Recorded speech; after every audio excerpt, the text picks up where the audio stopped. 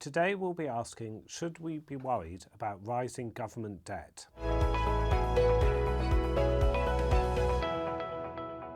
Good morning and welcome to Morning Markets. Today we had inflation figures from the UK which showed a rise, but in line with economists' expectations. Kevin will discuss these figures in more detail tomorrow. Returning to government debt. In recent months there's been rising concern about levels of government debt. Germany's sub 100% of GDP level of debt is the exception nowadays. Debt internationally grew during the financial crisis and during the pandemic, and Trump's recent re-election has raised concerns about a renewed increase in US government debt. What do the numbers show? For the US, the new cost of debt is slightly below the growth rate of the economy, so the US can afford to run modest deficits, but certainly not the kind of deficits that they've been running in recent years and are expected to run under the new Trump administration. For the UK, the problem is slightly more precarious. The cost of debt is significantly higher than the growth rate of the economy, meaning that the government needs to run budget surpluses in order to stabilise the debt to GDP ratio, and that seems unlikely in the current climate. What about household and company debt? An important counterpart to the rise in government debt is a fall in debt owed by households and companies.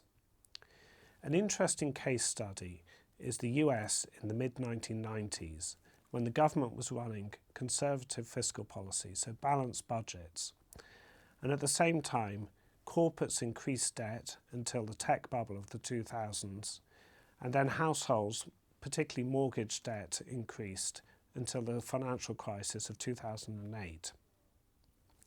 Some analysts argue that the strength of US corporate profits currently is partly due to the significant fiscal deficits that the government has been running.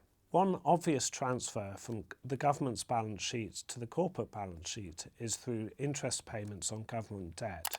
For example, a company like Apple receives an awful lot of interest from the T-bills it holds. But what about Trump? Arguably, debt built up by governments is safer than debt accumulation by households and companies because a government can always print currency to pay its own debts.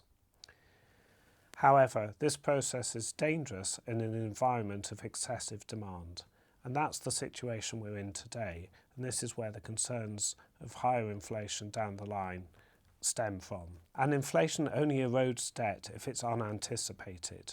Fears of the inflationary consequences of Trump's policy could lead to higher yields, setting the US debt on an explosive path. Where does that leave the UK? The concerns about the UK's situation are slightly different.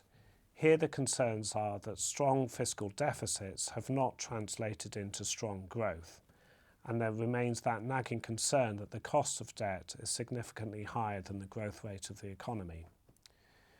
Japan's example has shown that this doesn't necessarily lead to an immediate debt crisis, but an equilibrium of low growth, low inflation and high debt is probably not one that governments would welcome. Fears of the consequences of higher government debt are understandable, but we should also remember the good news evident in the strength of household and company balance sheets. Thank you for listening. This video is not a recommendation or personal financial advice. With investing, your capital is at risk. Investments can fluctuate in value and you may get back less than you invest.